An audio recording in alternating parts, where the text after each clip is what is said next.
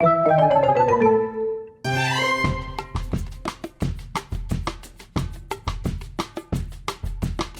cool. Should we jump straight in, bro? You're a little bit tight on time there. Yeah, Kazi. Okay, cool.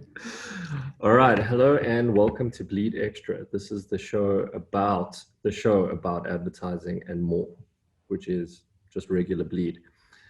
Okay, so last week, I think you'll remember we only got up to number 15 on our terms and definitions for advertising.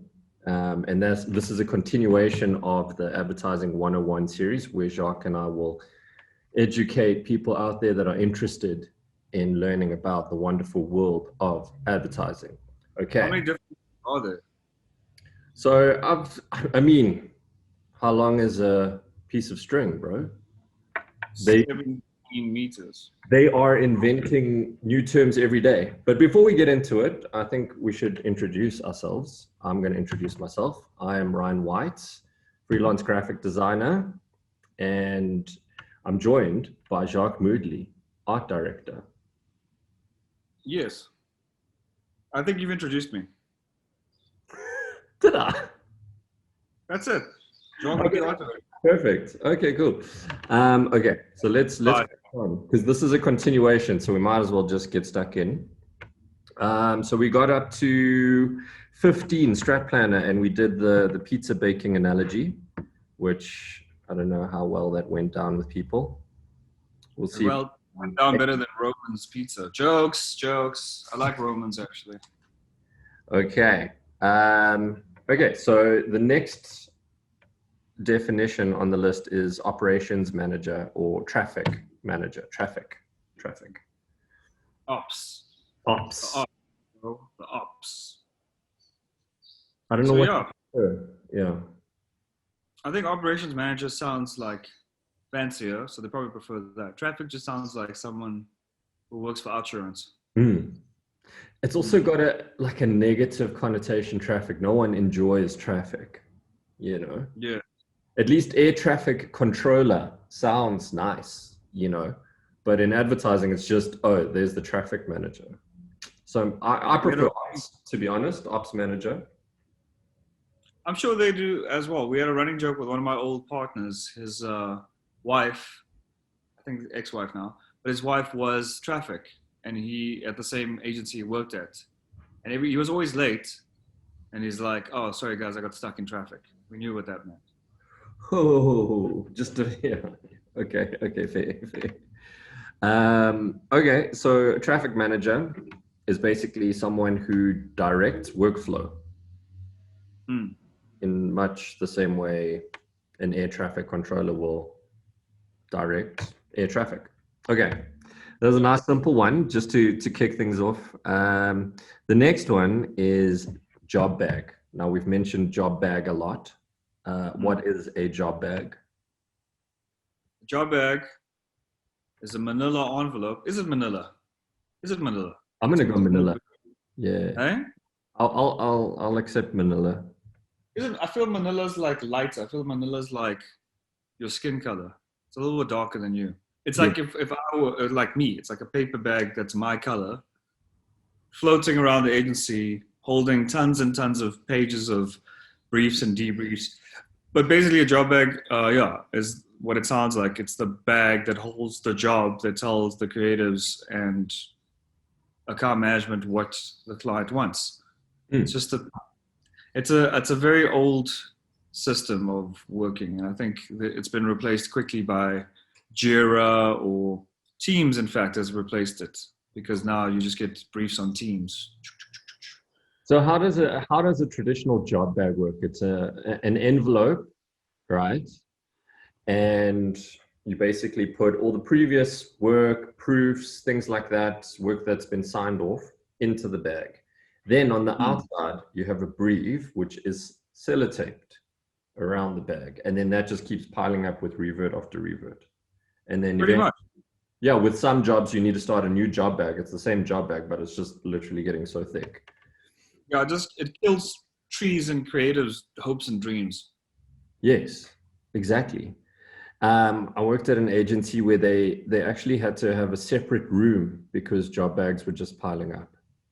And there was a room just with job bags.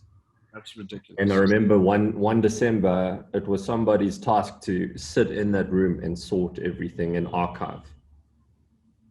Anyway, moving on. Here's a bit of a golden oldie. SWOT. Oh, the SWOT analysis. Yeah. No, I'm talking about I'm talking about the team that breaks into drug dealers' homes. Oh. No, SWOT, what you were talking about, SWOT. But that's a strat thing, isn't it? The strategist will go, this company is good at like financial services and they're good at insurance, but they suck at like home loans and whatever the fuck. It's strengths, weaknesses, opportunities, threats, right? Correct. SWOT with an O. Correct. I mean, what more can we say? That's pretty thorough. SWOT, yeah. So it is thorough, but basically it's a tool that marketers or strategists use to strat planners. They use that to like analyze a business and figure out, their strengths, their weaknesses, opportunities, and threats. Okay, and then they put it on like a little axis like this, and then it's like a reverse Venn diagram vibe. Yeah, I was going to say it comes just off the Venn diagram. That's what the strategist arsenal consists of: Venn diagrams and SWOT analyses. But to be honest, I haven't seen a SWOT analysis in a long time. I think it's quite dated. I've seen one quite recently, but I worked in an agency that was predominantly strategy-led. Okay, so it's still relevant. Okay. All SWOT, I think they call it different things, but it's still the same 4 pillars, right? It's like what the company's good at, what the company's bad at, what the company could do, what the company should be aware of. Looks good on a PowerPoint slide. It looks fancy. It's usually slide 17. Okay, next up, LSM. Oh, living standards measure. Yes, it's how much money you earn, right? Yeah, it is effectively how much money you earn. It's also like, how much money you earn puts you in a specific location. And if you're in that specific location, then people see it as, oh, you won't get this sort of smart idea because you don't understand like metaphors or whatever, which is utter bullshit. I hate fucking when an LSM pops up. They're like, ooh, LSM 3. I've seen this on briefs, bro. I've seen this on a job bag. LSM 3 to 4 won't understand this concept. Fucking bullshit, man. You call bullshit on that. It's a way to determine your markets basically via income. Living standard measure. So it's a tool that people use to test how bougie you are. The irony is, as a junior / middleweight, almost senior, I was the LSM that didn't understand my own concepts. Do you know what I mean? Like, giving how much I earned as a creative in advertising in South Africa, I was LSM 3 to 4 for a long time. Still might be. I don't know. What is it, 5 to 6 now? So I'm just saying. So you were the target audience and you didn't understand your own concept. I was the concept creator who apparently didn't understand the concept I came up with. Oh, wow. Okay. I wasn't the target audience because of other factors. Race. Oh, so that comes into the measure. Okay, so let's just sum it up quickly. So living standard measure is a lateral scale, right? And then you've got your LSMs 1 to 3 on that side. Then you've got 4 to 7. And then you've got 8 to 9. 8 to 9 is bougie. 4 to 7 is like middle income. And then 1 to 3 is like a lower earner. That's like a way of summing it up, right? I wish somebody would comment on this video or send us an email and tell us if I'm wrong. Okay. Maybe I've got it completely wrong. Maybe LSMs are like accurate and they are helpful. But for me, I've always found LSMs to be a slightly just derogatory or like, maybe I'm wrong. If someone could like let us know that I'm wrong, that's fine. I can understand. When you put something into a system or a tool or a structure, then it's, any kind of prejudice goes out the window because then it's official. Yeah, I guess. Okay, Okay, let's move on. moving on. Okay, I'm going to stick with the acronyms. FMCG. Fast-moving consumer goods. Whoa. We don't. We don't have time. I worked on Pick and Pay for a long time, man. I knew what Okay. FMCG was. More like, FMCG. am I right? So fast-moving consumer goods. Give us an example of a fast-moving consumer good. Would like a Ferrari be a fast-moving consumer good? I It's very mean, fast. if we all lived in Switzerland, maybe, but Okay. we don't. Fast-moving consumer goods in our context, in our LSM structure, refers to like things you would use every day, that like things you buy at the grocery store, like oil and food and nappies and cleaning products and basically anything you find at your local Pick and Pay. Like a floor whiz would be a fast-moving consumer good. It absolutely is, and I've bought a Floor Wiz recently, and it's the best investment I've ever made. Yeah. Revolutionary Floor Wiz Pro, designed to wash and loosen all that grime. Okay, great. Wow, so whizzing. Okay, sticking with the acronyms, I've got QSR. Fuck, I don't know that one. Quality something. Quick serve restaurant. I've actually seen this recently and didn't know what the fuck it. Yeah, fast food, bro. Fast food. Okay, that one. Okay. Then we've got CPC. That's a type of cement. if I'm not mistaken. No. You're thinking of PPC, which stands for, what is it? Pretoria Cement or Ceramic Company, something like that. Where's the other P then? Pretoria something. Pretoria Porcelain. Yeah, Pretoria Porcelain Cement or yeah, something like that. Anyways, Okay. CPC, bro, stands for cost. Okay, Yeah, go ahead. I was gonna say, isn't that the place that people take you when you fire them? Oh, you're thinking of the CCMA. Oh, the CIPC. What's the CIPC? The CPI. Well, isn't that the? Oh wait, is that not the thing that comes off our money that we've never benefited from every month? The CIPC. You're thinking of UIF. What's PAYE? Oh God. UIF is unemployment fund. PAYE is pay as you earn. What the fuck does that mean? And CCMA, I don't know anything about, to be honest. I've never threatened to use them or anything like that. Okay, so CPC stands for cost per click. Oh, so every time you get a group of friends around, it's gonna be expensive. Yeah, it's going to be very expensive because you're going to split a bill and it's not, you probably only ordered chips. I fucking have this friend Lahasa, and shout out to Lahasa minus. But every time we went out, later on we found out why. But every time we went out, I hated fucking going out with Lahasa because he'd be the one guy who'd like order like a whole meal but pay for a drink, and the rest of us be like, guys, how the fuck are we 150 rand short every time? Fucking Lahasa. That was a cost per click. Click. Okay.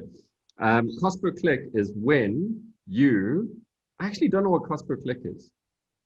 Oh, it's when it's basically how Google ads charge you, right? So every time you get a click on your ad through Google, I'm using Google as an example. I'm sure there's other bodies of internet housing.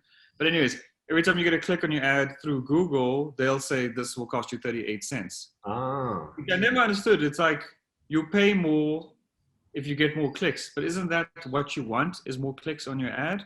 But yeah, basically if you use the keywords plumber, Santon, Ravonia, Sunninghill, and then your ad comes up, when someone searches that criteria, someone clicks on it, 38 cents comes off your account. Got you. I think. Got you. So more, what's the word? Not say beneficial, but the better your search terms are, Yeah. the more you pay for cost per click, because you're more likely to get clicked upon. Clicked upon. Okay. If someone who works in Tony Becker could answer this question for us. Okay. Doesn't she work in that sort of field? At Tony Quinn, this one goes out to you. We'll talk about her answer next week. Okay, I'm just going to move on to double OH. Out of him. out of him. So out Yeah, of it's this. home. Oh yeah, out of home. That makes more sense. Yeah. It's when you're living on the streets and you're out of home, and somebody wraps you in a billboard, and you're just like, "Ooh, this feels nice." There was a campaign like that where they took like old billboards, which I really thought was cool. They took old billboards and they made blankets for homeless people. I don't know if they won anything with it or if it was scam. It was a fucking cool idea, man. I hope it was real. I Okay. don't know how many hobos they managed to blanket, Okay. but I hope it was a few. So the next definition I've got on the list is scam. What is a scam? Oh, what is scam? You may be better at answering this. I don't Okay. know. I've never done scam in my life. So scam is basically like, have you ever seen Catch Me If You Can with Leonardo DiCaprio? Yeah, I've actually just recently watched it. I don't think I finished it. Thomas Hanks is in there as well. I love Thomas. Tanks. And do you know who else is in there? Who plays Leonardo DiCaprio's dad in that show? What? Frank William Abagnale Jr. Christopher Walken is in. Oh, is he his dad? Yeah, he's. Oh, yes. I love Christopher Walken. Yeah. He's got this interesting way of saying things. Yeah. So that's what scam is. So like he was a con artist in that movie, and he would just con people, lie to them. He'll dress things up, and he became a pilot when he wasn't a pilot, and became a surgeon. So that's what scam is. That's a fair analogy or metaphor for scam. And how it applies to advertising, I have no idea. Actually, I can't think of any ways that this term would. I actually don't know why I even said scam, bro. So Okay, let's not be dicks. The scam is really like when people do an ad and it doesn't flight, which I think people came hard on a couple years ago when a certain agency blamed its interns for not doing ads that shouldn't have flagged. No, I'm not going to like name names of put people in the shit, but what I'm saying is like it really is just like I think it came to when people made an ad that allegedly flighted everywhere and got all these impressions and it didn't actually flight. And I think that's the main thing. It's like ads that were made for the benefit of the client or for the benefit of awards, but they haven't actually either flighted or done what they say they did, right? Yeah. So basically they were they were flighted just so that they could be entered, so that they would be eligible. Oh, then I've definitely done scam then. I flighted an ad in like the fucking, I don't know, man. That's not even Tshwane, like some random, like the Orange. What is that place where all the racist Afrikaans? No offense, Afrikaans people, but you guys are racist. Oranje. I literally think I've had flighted an ad in Oranje or somewhere around there because I had a girlfriend who worked for like a newspaper or had previously worked for a newspaper company, and I quickly had to flight an ad to make it for an awards show. Yeah. Like actually a day prior to the deadline, and it's flighted in fucking Oranje or Orangezicht or some shit. I mean, with radio ads, they do it. They find the cheapest slot, which is at like 4 a.m. or 3 a.m. And it's technically, I wouldn't say that that's scam. That's like a loophole. It's not really scam. Yeah, I mean, it's not going to flight at like, prime time, like 8 a.m. drive to work on 94.7. But like, if it flights, it flights, man. My thing is this, like if it's on radio, somebody heard it. Yeah. Fuck, man. That's an I ad. think true scam is when you do like a case study video and there's fictitious things in there, like saying we did this and it did that. And they give you like stats and they really like bend the stats, we affected 3 out of 4 people in South Africa. But then that like bit of research only took place in like for 1 month. Do you know what I mean? Yeah, but I mean, surely if you put stats in a video, you have to be able to back them up if someone asks. It's like doing like a report for high school, The back of the thing, you have to go, I got this information from like the, Britannica 1996. I mean, or whatever the fuck. You have to like give credit to where you found the research. You can't just like the Oxford referencing systems. Okay. Okay, so let's move on from scam. That actually wasn't on the list. I added it so that the next definition is DOOH, Ooh. digital out of home. So it's basically a billboard with LEDs that's outside of your home. Oh. Who came up with that term, out of home? What's that? Who came up with the official advertising term, out of home? Because it's kind of like, it's not that descriptive. It's like advertising that's out of your home. There's a lot of things that are out of your home.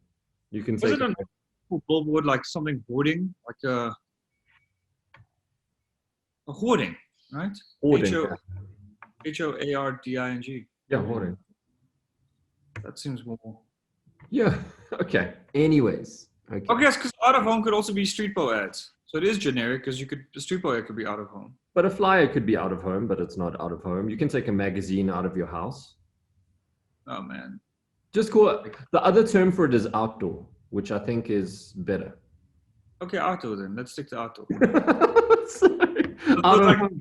It's weird.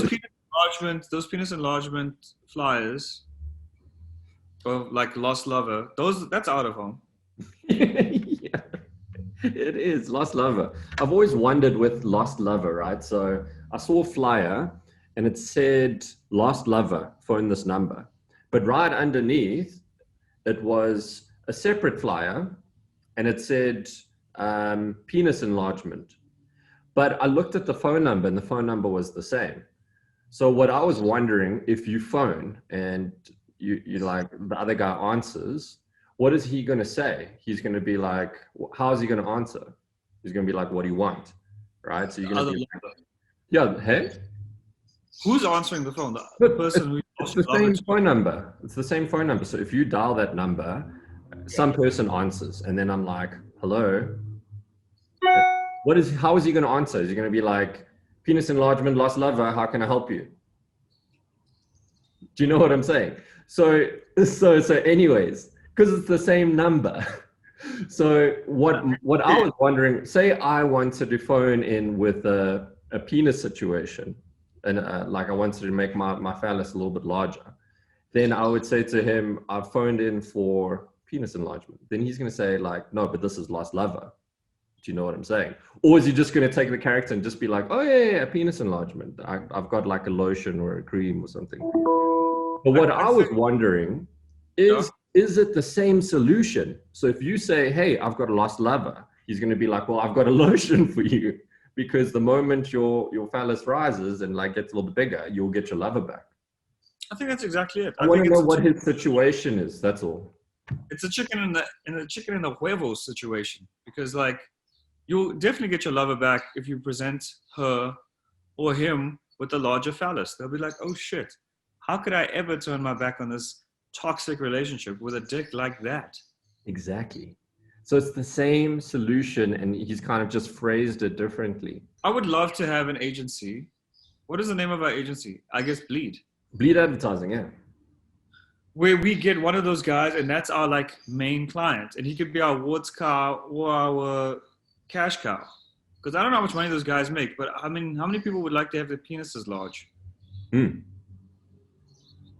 not speaking on my behalf, but I mean, you know, who doesn't want a couple extra inches or centimeters or whatever metric system you use? You don't want it so big that it's going to hinder you, though.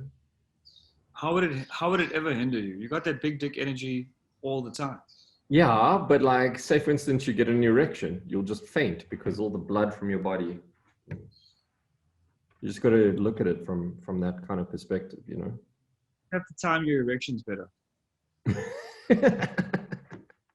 Don't get an erection when you got stuff to do that day. Okay. Fine. It's like smoking weed, I guess, or something. Just don't. If you got stuff to do, don't get an erection in the morning. Yeah. Try avoid any like sexual stimulus. Okay, what I want to know, is it reversible? So say for instance, I get this lotion or potion, it makes my penis bigger. Is there a way to be like, whoa, this is too big now? Is there a way to reverse it where I'll be like, whoa, I wasn't expecting that? What if you just like watered down the lotion? What if you get like 500 mils of lotion, like Oros, right? You think about like Oros. and you water it down with like another liter of water, and you only apply it every week or so as opposed to like every day. And you get change like, the dosage. yeah, you get like an incremental amount of penis enlargement. And then maybe, Yeah. huh? We're also assuming that it's a lotion. It could be a pill. It could be like a chant that you do, because it could be that kind of thing, where like a Yeah. spell, you know? Yeah. Yeah. I don't So know how to spell. Look, I believe in the supernatural, like as much as the next guy. Here's my thing about this. Me saying, oh, I wish I had a bigger penis. Oh, I wish I had a bigger penis. Oh, I wish I had a bigger penis. Or whatever it is the chant is. Physically, I mean, I believe in positive thinking. But physically, unless like there's like an actual way to like get the muscles to grow and like the skin to stretch or whatever it is, positive thinking is not going to work with my penis. maybe it's an exercise regime, so similar to like a Tenacious D Jack Black situation, where he did like cock push-ups. I don't know if you've heard of that. No, I don't think Jack Black has ever been my flavor of comedy. Well, he's so basically he's got this thing. It's called the cock push-up, where you basically do a push-up, but you only use your penis. So you put your hands here, and then you lift yourself up and down. Maybe And it's that. has this worked for you in the past? I've never phoned that number, so I don't know whether it's a lotion, a potion, a chant, an exercise regime, or like a mantra. I think it's all. I imagine it to be this dark, enchanted call center, and it's dark, and there's like bats hanging from the ceiling, and there's like reeds and shit. But you walk in, and there's this like super legit call center. There's about 16 people on either end of a long table, and they have their headsets, and they've got like the Starbucks, and they're going. Listen, yes, you have reached Lost Lover Slash. Industries / penis enlargement slash. How can we help you? How can we assist today? And then they say, like, oh, please dial 1 for Lost Lover, or please dial 2 for enlargement penises. And I think they're super structured, and I think they've got like a task team. They've got their SWOT analysis on the board. Their strengths are their posters are everywhere. Their weaknesses are nobody believes how legitimate they are. Opportunities are endless. Everybody wants a larger penis / Lost Lover to come back. Threats. This is where it gets tricky. The medical industry is a threat. Like, and if we end up saying, hey, yeah, we'd have to go medical professionals who do actual like penile surgery. Those guys are threats because they're fucking encroaching on our penis cream / pole / mantra market. How do we investigate?